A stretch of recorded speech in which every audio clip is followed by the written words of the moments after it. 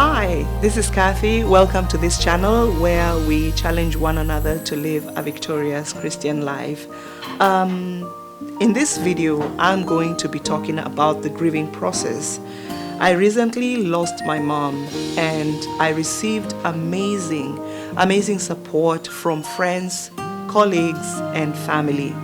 And as much as it's impossible to make the grieving process better or worse, I realized that there's some things that people say that can actually either make the grieving process bearable, or there are things that can make the grieving process, better.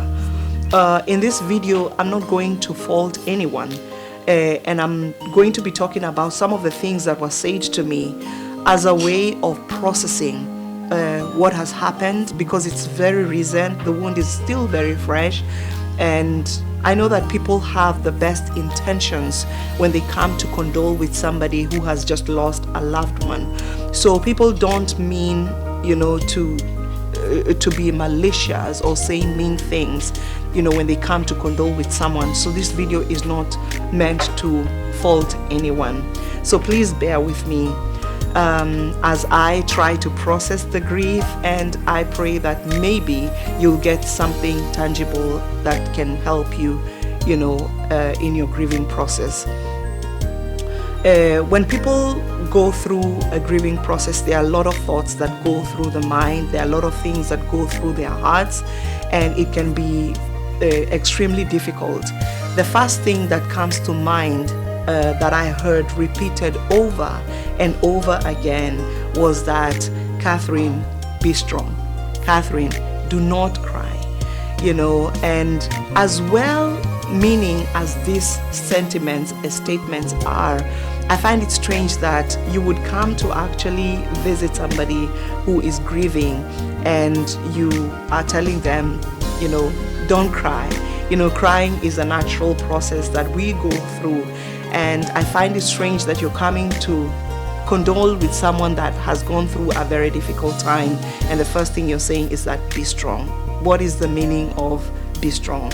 But probably it is a way of people trying to find something nice to say to this person. If you put things in perspective about why this person might be crying, maybe if you look at it as, if someone is crying, if you look at it as this person is expressing their love that they felt towards this person who has just gone, instead of looking at it as an expression of severe loss or sadness, maybe you would accept it that people are saying that, Catherine, don't cry, be strong. But I think also in the African culture, tears have been made to seem like, a sign of weakness. So probably people are thinking you're crying because you're weak. No. So telling somebody be strong actually is inappropriate in this situation. Of course, people are sad because they've lost someone they love. But if they didn't love this person, I don't think they would be crying. Exactly, what is meant by this is hard to understand, but it's something that is widespread and people say it all the time. We don't expect someone who's lost someone to act like nothing happened. And when you're visiting someone who's mourning, I think tears are to be expected. Even Jesus himself, when he went to visit Mary and Martha when they lost their brother, when the brother had died, Lazarus, even if he knew, Jesus knew that he was going to raise Lazarus from the dead, but he cried. That's the shortest verse in the Bible. Jesus cried, he wept, because he wanted to feel and he wanted to show compassion to Mary and Martha and to feel what they were feeling, not because it was such a hopeless situation. Have you ever thought about why that scripture was included in the Bible? Jesus wept.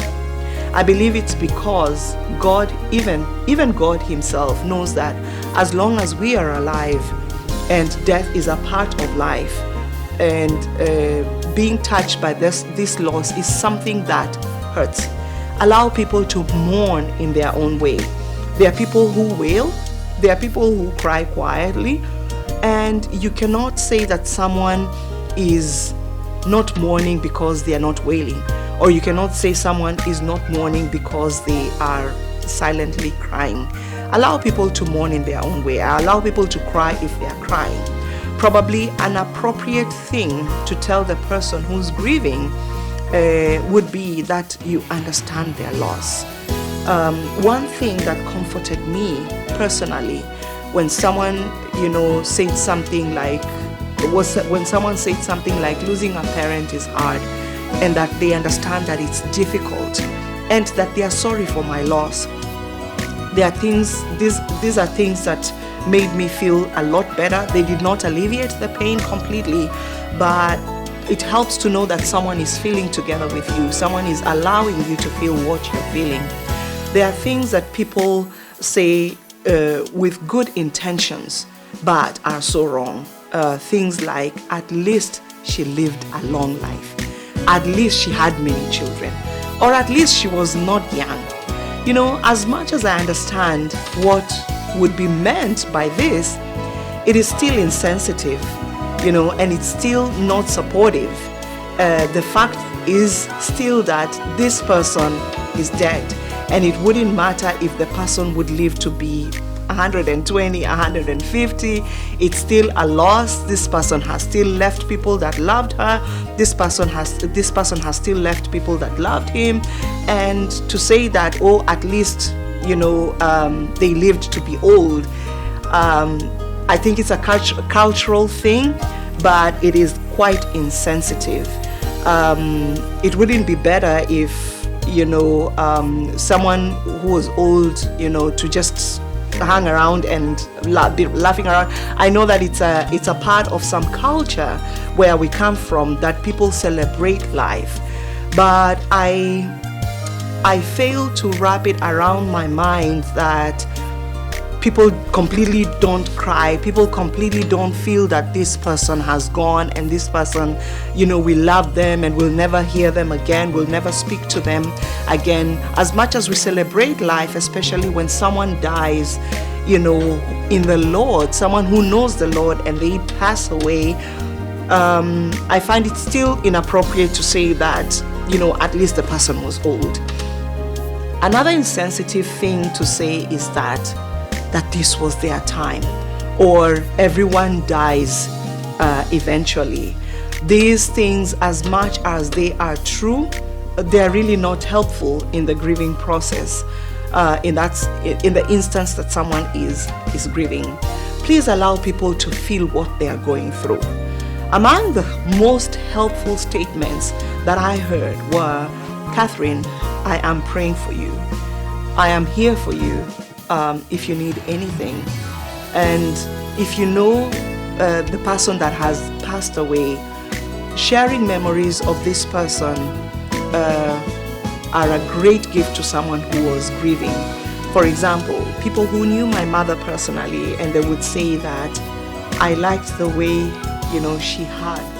I liked her hugs. I liked the way she laughed. I loved her hearty laughter.